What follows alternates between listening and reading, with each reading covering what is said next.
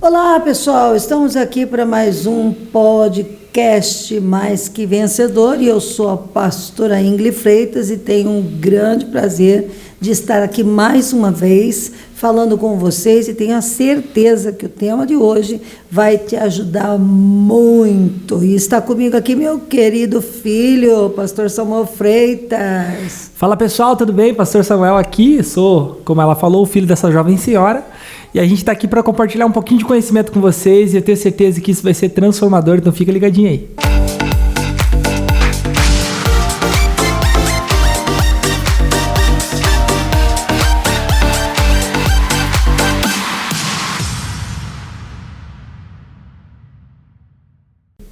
É isso aí, quero também falar para vocês sobre o novo lançamento, né, o relançamento do meu livro aqui, ó, Mentalidade de Reino. Estamos indo para a segunda edição, agora com uma roupagem toda diferente. Esse aqui é o primeiro que eu lancei. Olha, tenho muitos e muitos testemunhos do que o conteúdo desse livro trouxe na vida de muitas pessoas. E logo, eu creio que daqui uns 30, 40 dias, nós estaremos lançando aí, né, oficialmente o Mentalidade de Reino, nova versão, segunda edição, aprimorado, vai ser top! Tem muita coisa, para quem leu o primeiro livro, tem muita coisa nova. Para quem ainda não leu o primeiro livro, gente, os testemunhos que a gente ouve acerca desse livro, dessa revelação, são literalmente transformadores. Inclusive, na contracapa do livro, nós vamos ter alguns testemunhos, pessoas que viveram e provaram, né, dessa revelação e têm colhido os frutos. Com certeza, nós temos aí, a primeira pessoa que colheu o fruto do Mentalidade de Reino foi eu mesmo.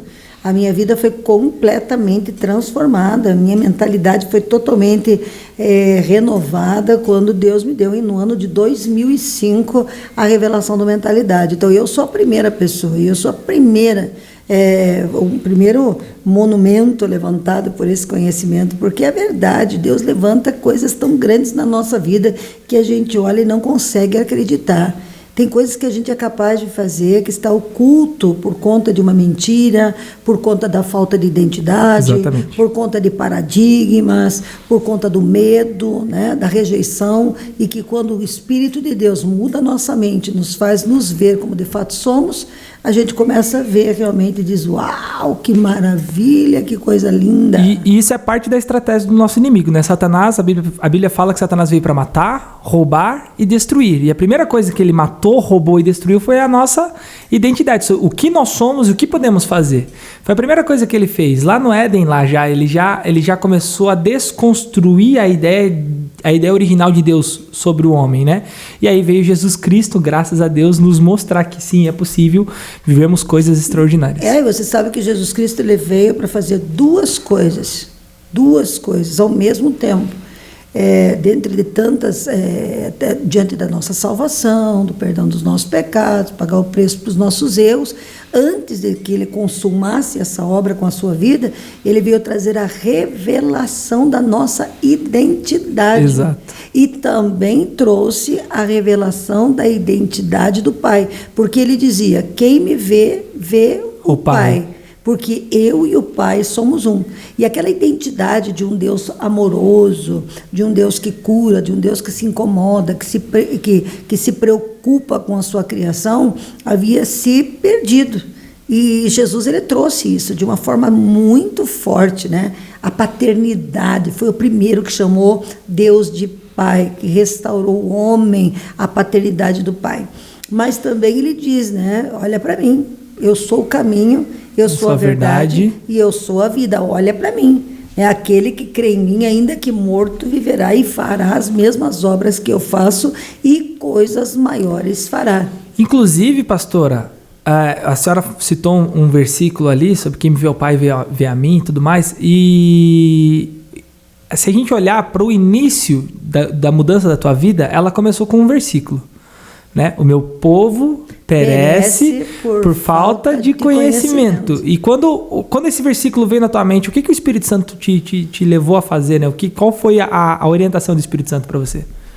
Pois que Eu sempre tive a conotação de conhecimento como estudo bíblico, eu sempre vi isso, que eu precisava conhecer a palavra, estudar a palavra, eu precisava ter conhecimento do conteúdo da palavra, mas nunca tinha atinado para que o sentido da palavra conhecimento fosse noção acerca de si mesmo e noção acerca de outra pessoa.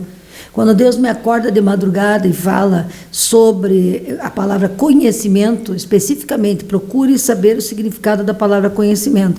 E quando eu levanto naquela noite muito fria aqui em Curitiba, que eu levanto para procurar que aquela noção de si mesmo e noção sobre o outro salta do dicionário para o meu coração, eu disse, uau, então nós estamos perecendo porque não sabemos quem somos e não sabemos quem é o Deus a quem nós servimos.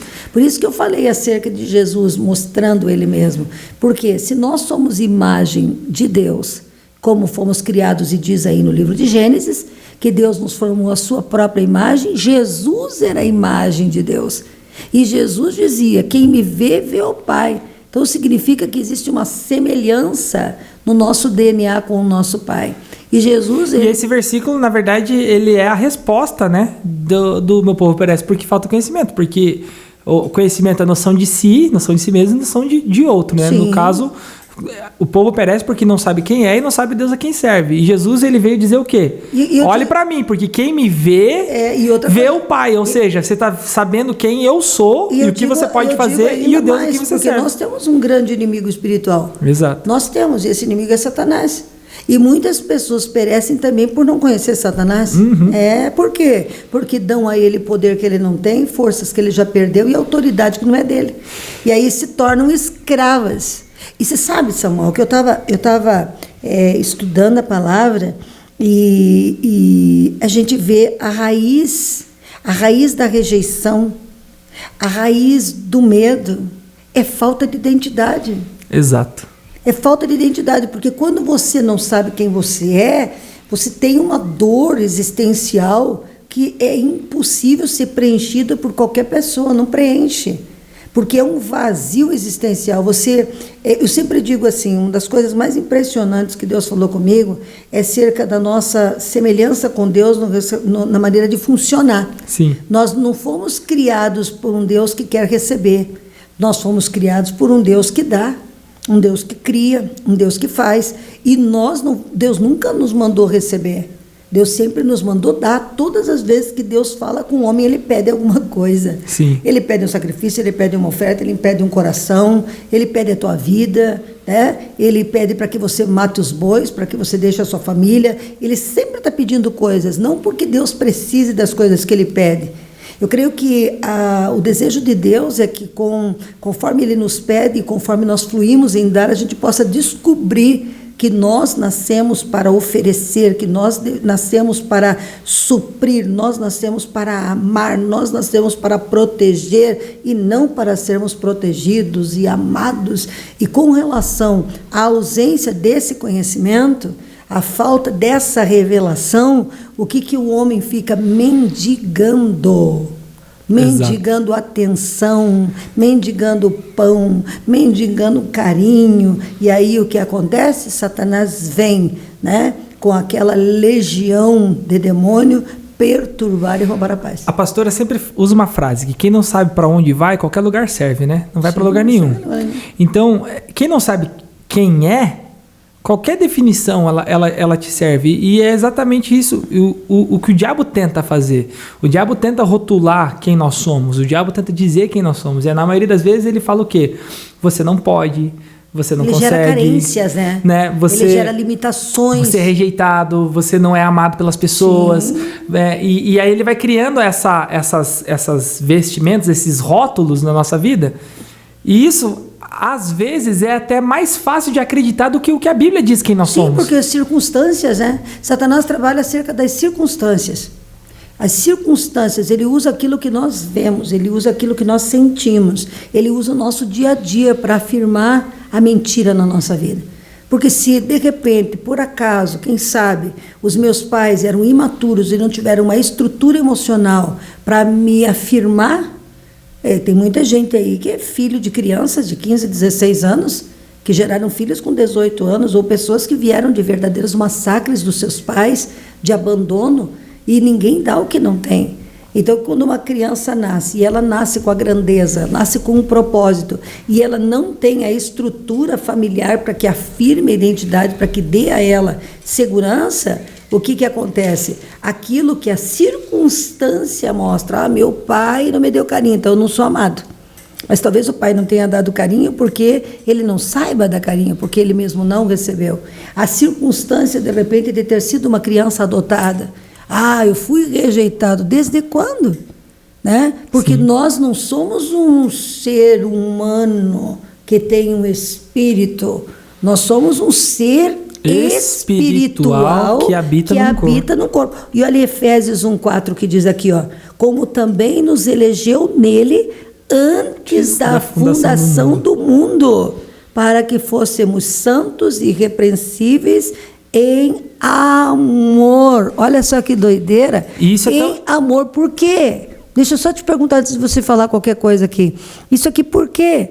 Por que nós somos eleitos para sermos santos e irrepreensíveis em amor? Porque nós fomos criados dentro de quem? Dentro de Deus. E Deus é o quê? Amor. Isso é a prova de que nós não precisamos ser amados. Porque nós somos a extensão do amor. Olha que coisa linda. Então, não depende de se você nasceu de um... Ou seja, nós não fomos criados para ser amados, fomos criados para amar. E se todas as pessoas tivessem essa revelação, o mundo não teria carência de amor, porque cada um teria a sua contribuindo.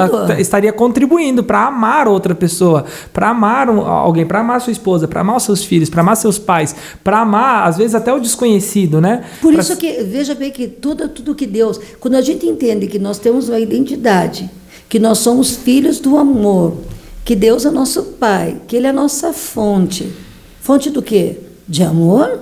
Nós somos gerados segundo o DNA de Deus. Nós somos amor que caminha. Nós somos o amor caminhando. E o que acontece quando Satanás consegue vir com a mentira e dizer que nós não somos amados? Que nós não somos desejados, que nós não fomos planejados. E ele usa isso nas circunstâncias.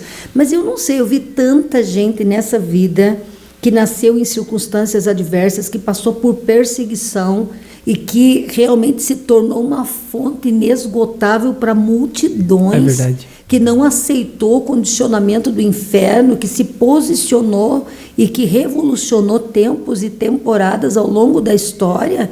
É incrível.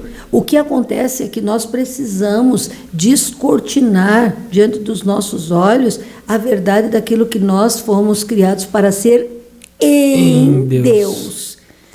Em Deus. Porque esse é o plano original. Às vezes a gente tenta, a gente vive uma separação, né? E eu sempre falo que essa separação é errada, porque a gente vive uma separação em a vida na igreja com Deus e a vida fora da igreja, que é o que você faz. Então você tem uma vida espiritual e uma vida carnal, mundana, uma vida não de pecado, mas uma vida no mundo. Né? E uma vida espiritual, que essas duas coisas não têm correlação. Mas na verdade é que Deus ele criou todas as coisas, tanto o mundo que nós vivemos quanto o mundo espiritual. Ele criou as duas coisas, não existe essa separação, porque quando Deus nos criou, ele nos elegeu nele, como diz o versículo, ele nos escolheu, ele nos predestinou nele para um fim. E algumas pessoas, como a senhora, foram predestinados para ser um sacerdote, para ser aquela pessoa que orienta, que ensina, né, que cuida à frente, anjos sobre igreja, sobre pastores. Mas outras pessoas Deus predestinou para serem grandes empresários, para serem homens de negócio, para ser um bom funcionário, né, para ser uma pessoa... Então, assim, tudo o que nós fazemos, o nosso chamado, tanto pessoal quanto espiritual, quem colocou isso dentro da gente foi o próprio Deus. O próprio Deus. E outra coisa, você já imaginou? E se a gente não descobrir isso, se a gente não descobrir isso, a gente vive infeliz, porque a gente não sabe se o que a gente está fazendo... Nossa, e você veja assim, dentro do próprio ecossistema, nós estávamos conversando ontem sobre a importância da abelha. Né?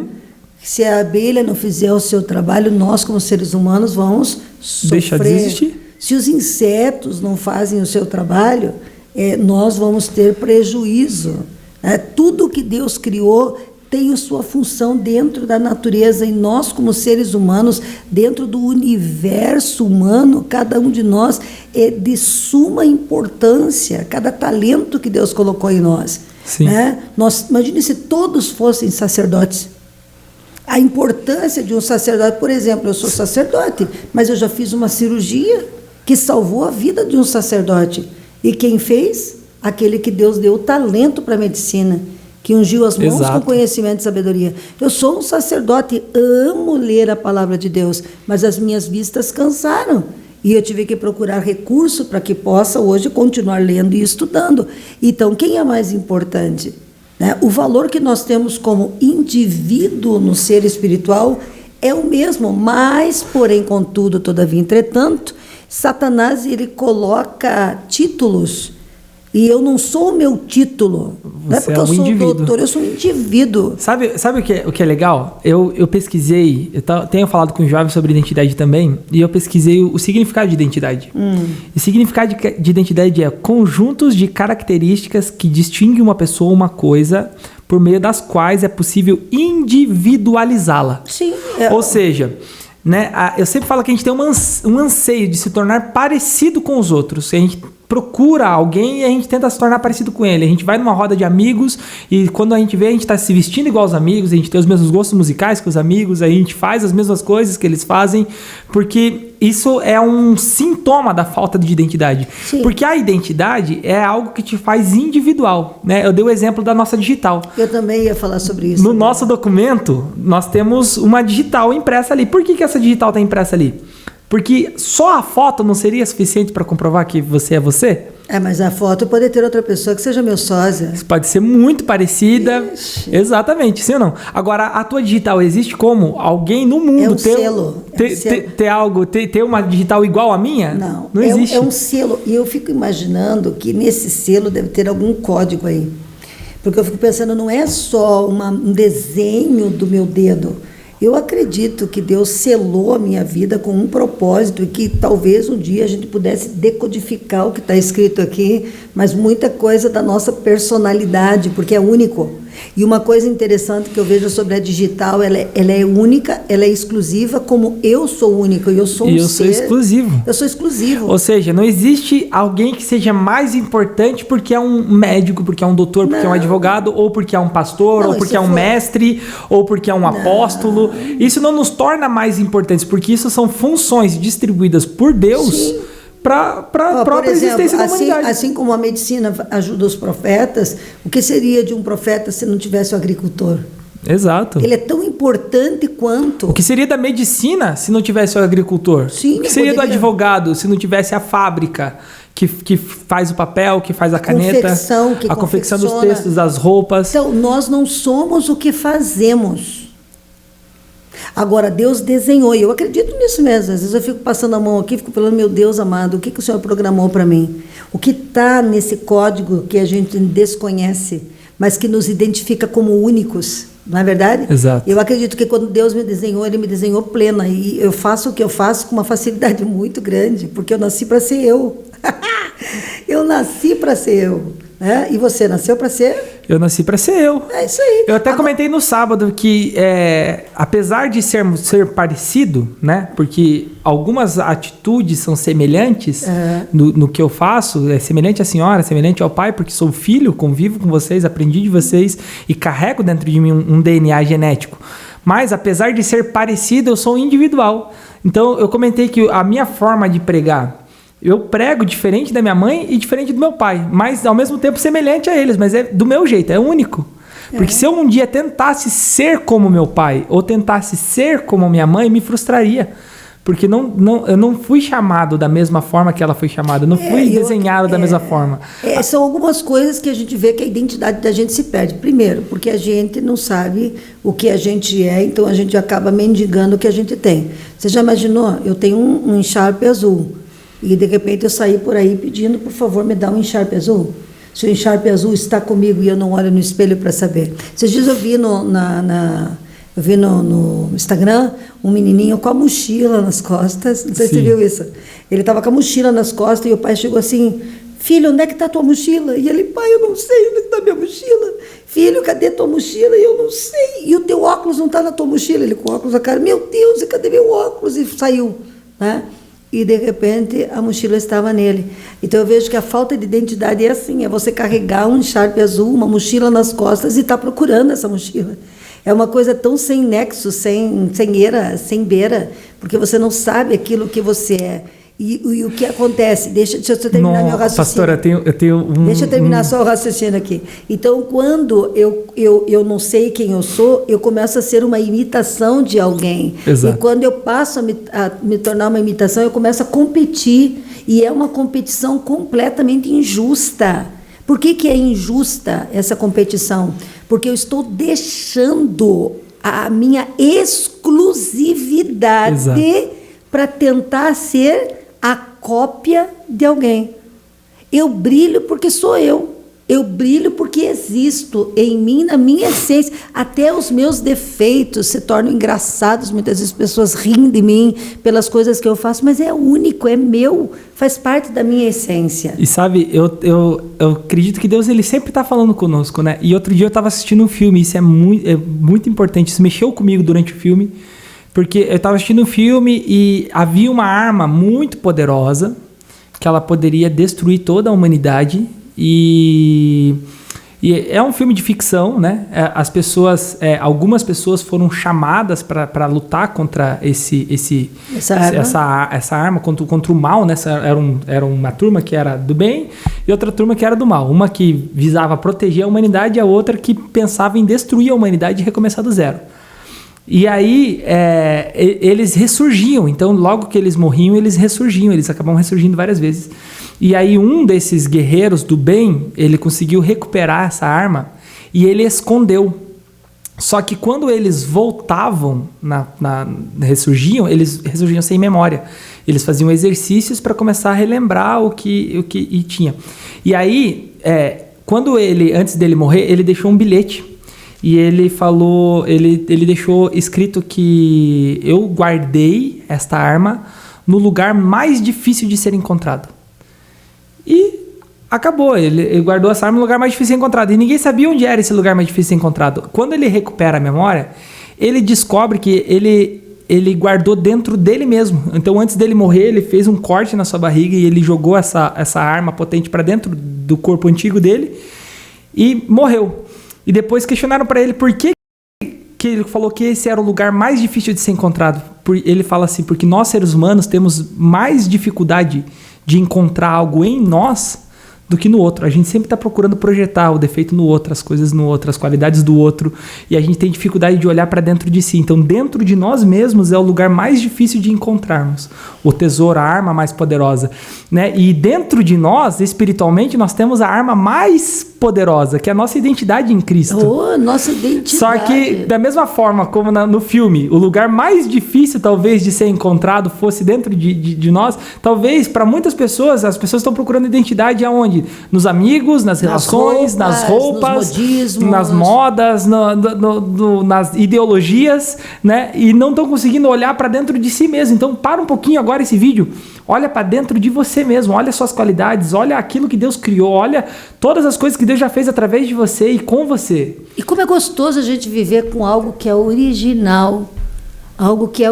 Sabe as frustrações que a gente tem na vida e carrega? Tem duas fontes bem distintas. A primeira fonte distinta das frustrações que nós carregamos é eu não sei quem eu sou. E a segunda, que é consequência da primeira, né, é tentar ser alguém que você não é. Não existe. Por isso que Deus chama de hipócrita. Exato. Sabe o que é hipócrita? A palavra hipocrisia, ela é ator, artista. Porque uma pessoa que não vive a sua própria vida tentando imitar a vida de alguém, ele está representando um papel que não é dele. E ele nunca vai conseguir ser o que ele não nasceu para ser. Eu vou dizer uma coisa para você. Esse universo complexo, nós estamos aqui no meio de uma paisagem linda no sítio e olhando para o céu, muitas vezes aqui de madrugada, é um espetáculo aqui, é a coisa mais extraordinária orar de madrugada nessa sala, porque você vê aquele céu carregado de estrela e você sabe que isso é uma máquina complexa, que tem um Deus que rege tudo. Que rege e que comanda tudo isso com uma maestria e uma perfeição incrível. Assim como ele comanda o universo, comanda o sol, o mar, o ar, as árvores, as plantas, os animais. Você acha que ele ia criar qualquer ser humano com um propósito inútil na Terra? Cada um de nós nasceu no tempo certo e foi muito bem planejado, porque a gente vê que nós fomos eleitos antes da fundação do mundo para esse tempo. Eu nasci para esse tempo, eu não nasci para a época da crucificação de Cristo. Eu fui trazida por Deus a esse tempo, porque eu, você, o Samuel, a Júlia, a Fabiana e essa multidão que vive nesse tempo, ela colabora para que esse sistema e esse tempo não tenha absolutamente falta de nada. Eu nasci para suprir uma carência, o Samuel nasceu para suprir outra carência. Exato. O costureiro, o padeiro, o eletricista, o pedreiro, carpinteiro, o engenheiro, cada um nasceu para suprir. Não faria sentido o eletricista ou o mecânico viver na época de Jesus? Porque naquele tempo não se fazia necessária a existência dele. Você vê que coisa maravilhosa, Deus nos deu talentos. Então, o que acontece? Nós muitas vezes entulhamos os nossos poços com comparações, por falta de conhecer que a nossa identidade não é a nossa profissão.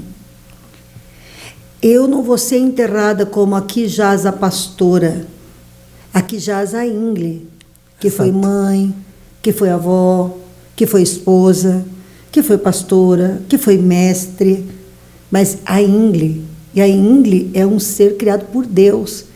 Se eu não fosse pastora, eu continuaria sendo a Ingle, né? Sim. E quando eu deixar de ser pastora por qualquer razão, Deus me colocar em outro nível, você agora vai ser evangelista, agora você vai ser escritora, agora você... qualquer outra coisa que esteja escrito aqui no meu polegarzinho, que eu ainda não conheço, que Deus me leve, não vai deixar de ser eu. E Deus não morreu pelo que eu faço, morreu pelo que eu sou.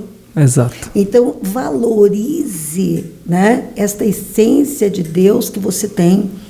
E não procure de maneira nenhuma querer pregar como ninguém, se vestir como ninguém. Você tem o teu estilo, você tem a tua maneira de ser. A única coisa que nós temos que nos preocupar é de nós refletirmos verdadeiramente a imagem de Deus, porque é nela que está escondida a nossa identidade.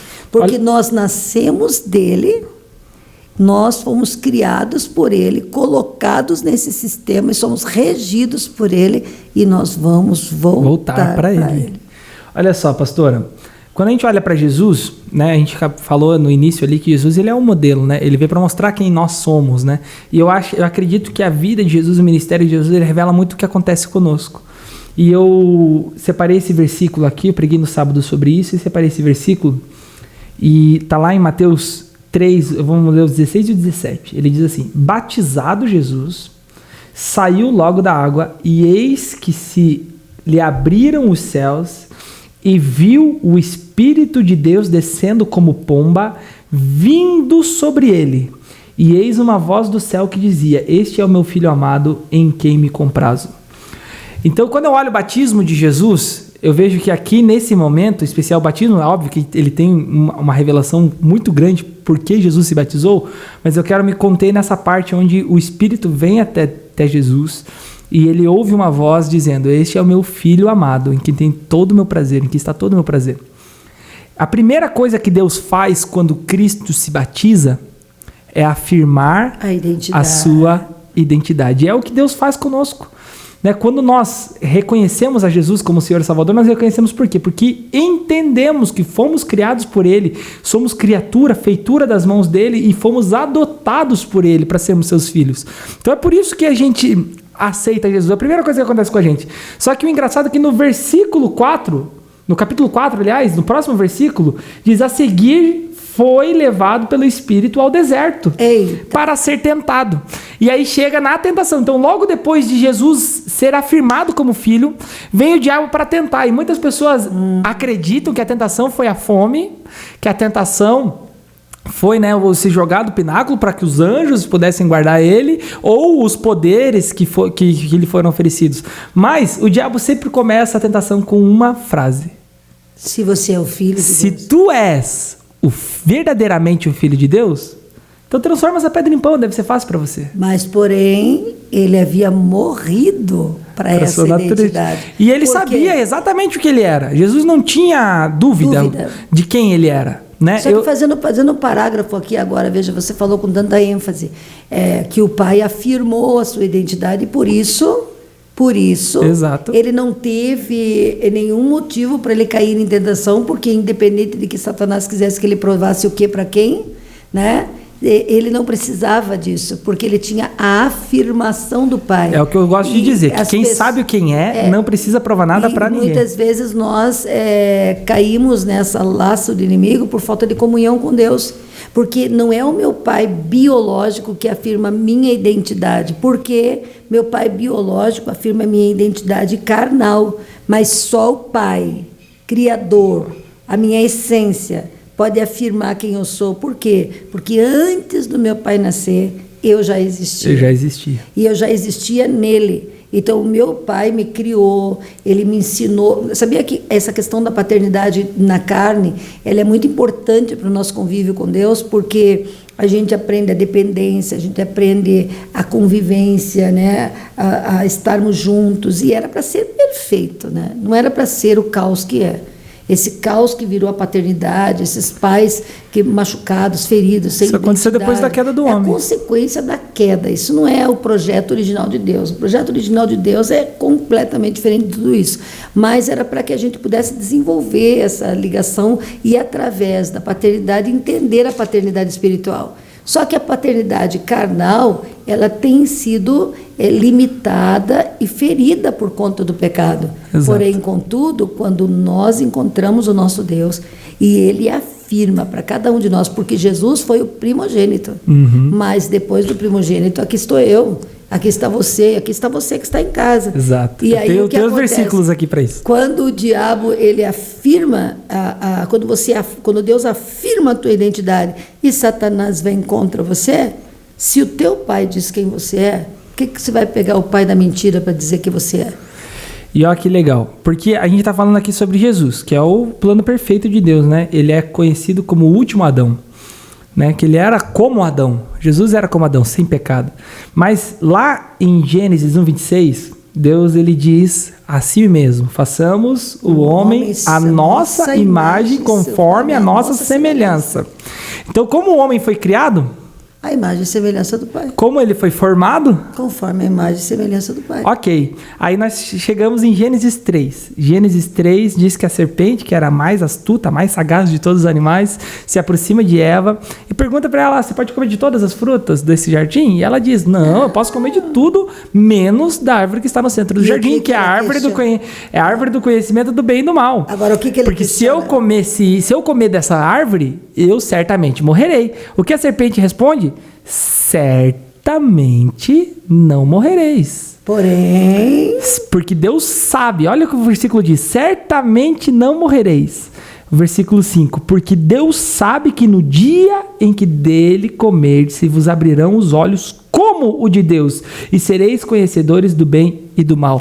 Ou seja, a tentação foi em cima da identidade. Não foi sobre o fruto, mas a identidade. Nem sobre o conhecimento, mas sobre a identidade de quem eles eram. Adão e Eva já eram como Deus, mas a serpente apresenta eles e põe em dúvida quem eles são. E é o que o diabo fez lá em Mateus, no capítulo 4.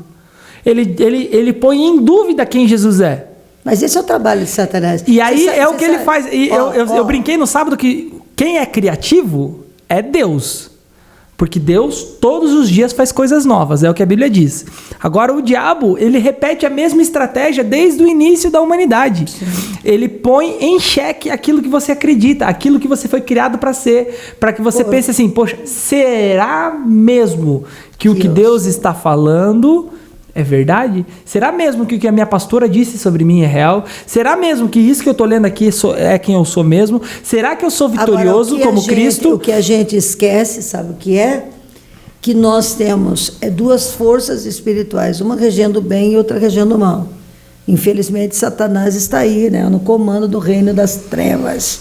Só que é o seguinte, a força do bem é a verdade. E tudo que procede do diabo não contém verdade. Exato. É mentira, é tudo mentira. O que Satanás quer fazer é destruir a verdade de quem você é para implantar dentro do teu coração, do teu sistema, dentro da tua alma, do teu espírito, a identidade da mentira. Então, se o diabo diz que você é fraco, e se você foi trabalhado por muitas pessoas que não têm comunhão com Deus, falando da tua fraqueza, é porque você é forte, porque ele não fala a verdade. Satanás não usa a verdade. Se ele diz que você é ruim, eu vejo a libertação de um rapaz lá na igreja que chegou cheio de violência, de sangue nos olhos, e quando eu olhei para ele, eu vi ele um menino bom. Eu enxerguei para ele cheio de ódio, ele cheio de raiva, ele cheio de coisas horríveis, e eu dizia assim, isso é mentira, você é um homem bom. Isso é mentira, você é um homem bom. E hoje, quando a gente olha ele abraça todo mundo, ele dá carinho para todo mundo. E a preocupação dele é ajudar outras pessoas. Ajudar outras pessoas. Ele quer ser útil. Por quê? Porque Satanás, ao longo das circunstâncias, lembra que eu falei acerca das circunstâncias? Exato. Satanás trabalha com aquilo que a gente vê. Ele usa as circunstâncias para fazer com que aquilo que a gente vê e ouve das pessoas que não nos conhecem se torne a nossa verdade. E aquele rapaz, ele cresceu desde criança ouvindo que ele era um monstro, que ele era ruim, que as pessoas não prestavam, e ele gerou aquilo que ele ouviu pelas circunstâncias que viveu. Mas o dia que o pai levantou-se do trono, apontou para ele e disse, você é meu filho amado e você é bom, colocou alguém para enxergar o coração dele, automaticamente, não é que ele se transformou numa pessoa boa. Ele se tornou quem ele já era. Você sabe aquele exemplo que eu dei? Ele revelou que ele já era. Você lembra aquele exemplo que eu dei domingo agora, na pregação sobre a VAP do céu? Uhum. Então, eu acho que aquilo foi fantástico para mim, porque as sujeiras, as mágoas, as circunstâncias que criam crostras na nossa identidade, quando nós aproximamos de Deus, é como se essas crostras entrassem num jato poderoso de água viva e que tira aquela crostra, porque a gente nunca perdeu o valor. Eu vejo, às vezes, uso o exemplo de um anel como esse aqui, e digo, é um anel de ouro, né? E ele tem uma pedra preciosa aqui. Se eu colocar ela no barro, ele não perde seu valor. Se eu colocar ela no cimento e ela concretar no cimento, lá dentro da pedra de cimento tem um anel de valor. E quando a gente se aproxima de Deus com esse anel de valor concretado no cimento ou dentro da terra, e Deus joga água viva, a joia volta para as mãos de Deus. Nós somos essa joia. Nós nunca perdemos o nosso valor, por mais que formos encrostados por mentiras. Então, entenda uma coisa, o que vem do ódio é mentira, o que vem da inveja é mentira, o que vem do medo é mentira, o que vem da violência é mentira, porque isso são ações governadas pelo reino das trevas. E olha aqui, pastora, a Bíblia, ela deixa já no batismo de Jesus, ela já deixa um spoiler, né? Mas ela dá ali qual é a garantia de que nós vamos encontrar a nossa identidade. Antes de Jesus ouvir a voz que veio dos céus, ele recebeu o quê? O Espírito. E Gálatas 4, do 4 ao 6, ele está dizendo exatamente aqui, ó. Vindo, porém, a plenitude dos tempos, Deus enviou o seu Filho, nascido de mulher, nascido sob a lei, para resgatar os que estavam sob a lei, a fim de que recebêssemos a adoção de filhos. E porque vós sois filhos, ou seja, nós somos filhos, ele enviou ao nosso coração o Espírito do seu Filho, que clama, Abba, Pai. Então só existe uma maneira de não perdermos a nossa identidade, de não sermos enganados pelo inimigo, de não voltarmos à nossa velha natureza caída, corrompida. É nos mantermos Na presença de Deus, no Espírito Santo. Agora, se você não ainda está vendo esse podcast aqui e você ainda não teve um encontro com Jesus, né? No que te separa desse encontro? Ele está aqui conosco agora. E a única coisa que você precisa fazer é fazer uma oração e dizer: Jesus, o Senhor é a imagem perfeita de Deus. E quando eu chego até o Senhor e te aceito, a minha imagem também é recriada, é renovada, e eu me torno como Deus. O pecado perde a força, a ira perde a força, porque aquele jato de amor sobrenatural entra em nós e toda a mentira do diabo é tão completamente destruída. Então, Jesus está aqui conosco nesse dia. Jesus está aí com você nesse dia. E se você já aceitou a Jesus e ainda estava aceitando as mentiras do diabo, você pode, em nome de Jesus, renunciar a tudo isso. E não se sinta de maneira nenhuma inferior, porque dentro de todo o projeto para esse ano de 2022, o teu papel é crucial. E se você não está vivendo a sua vida, você está fazendo falta. Se você não está vivendo exatamente como Deus te criou para ser, tem algo no mundo que está carente de você. Tem pessoas que vão se perder porque você não está querendo ser você do jeito que você é. Veja o pastor Cláudio Duarte. O pastor Cláudio Duarte é um palhaço pregando, né? E todo mundo poderia criticá-lo pela maneira linda que ele se manifesta, sendo ele, brincalhão, mudando o tom de voz, a plateia toda ri. Não é um pastor normal, ele não é uma figura comum, engravatada, toda cheia, mas quantas famílias já restaurou? Exato. Mas e se ele tivesse de alguma maneira informado, né? Se informado dentro do modelo de pastores, modelasse, e ele tivesse que se comportar como modelo de pastores normal e comum, nós não teríamos quantas famílias restauradas, quantas vidas tocadas, quantas pessoas abençoadas. Então, querida, inclusive, o pastor Cláudio Duarte, ele fala que no início do ministério dele, ele queria ser um pastor sério. E ele tentou. Só que quando ele pregava, as pessoas caíam na gargalhada. E ele entrou em crise. Ele entrou em crise porque ele queria ser um pastor sério. E aí, até o dia que ele entendeu o chamado e o desígnio de Deus para a vida dele. E hoje, através do que ele faz, porque não é porque ele faz rir que ele não é um pastor sério. Ele é muito relevante porque ele faz a gente rir das nossas próprias falhas. E nos consertar através disso. E nos consertar através disso. Então, querido, não se meça por absolutamente ninguém. Talvez essa esquisitice tua seja o que está faltando para que muitas pessoas possam aceitar a Jesus e entender o Evangelho através da tua maneira linda de ser. Não se desvalorize pelo teu trabalho. Você não é o teu título, você não é a falta de título, você não é o teu trabalho. Você é a imagem de Deus semelhante caminhando na terra.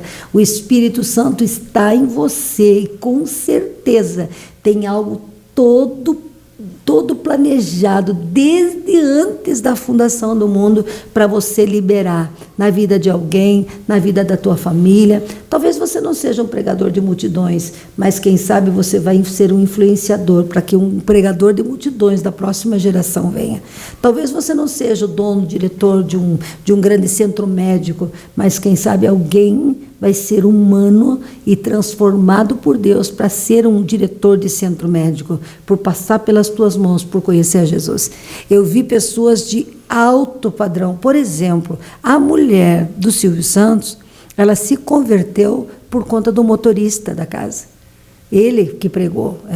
Não lembro se foi um motorista ou se foi um servo da casa, mas foi um funcionário da casa que deu uma Bíblia de uma forma simples e ganhou ela e está ganhando toda a família deles para Jesus. Nós somos importantíssimos nesse ecossistema espiritual, nesse plano sobrenatural de Deus, para que as coisas do céu venham para a terra e as coisas da terra subam para o céu. Exato. Então, não se diminua, a tua identidade já está estabelecida, né? Existe algo poderoso aqui escondido na tua característica e não aceite, mas não aceite tentar ser uma imitação. Você é único e original. E assim nós queremos terminar o nosso momento aqui hoje, né? Eu acho que esse versículo resume. Romanos 8:29. Porque os que de antemão conheceu, também os predestinou para serem conformes à imagem de seu filho, a fim de que ele seja o primogênito entre muitos irmãos. Aí, né? Que maravilha. Mas foi muito bom o bate-papo de hoje, né, Samuel? Foi sensacional, pastora. E eu creio que com certeza pode edificar a tua vida. Se você gostou, né? Compartilhe, indique para outras pessoas que de repente podem estar perdidos com relação à sua identidade. Se ajudou você, pode ajudar muito mais pessoas. E nós vamos voltar aqui com paradigmas, vamos voltar com mudança de mentalidade. Quero fazer um podcast aqui no Mais Que Vencedor acerca do perdão, que eu acho que precisamos trabalhar muito forte sobre isso. E quero contar com você. Que Deus te abençoe em nome de Jesus. E até a próxima, né, Samuel? Até a próxima. Vou esperar, hein? Compartilha esse vídeo. Faz isso aí. Manda a flechinha aí para os teus amigos. Copia o link, manda para a galera. Eu tenho certeza que vai edificar muitas vidas. E eu tenho certeza que vai ser transformador também. Valeu.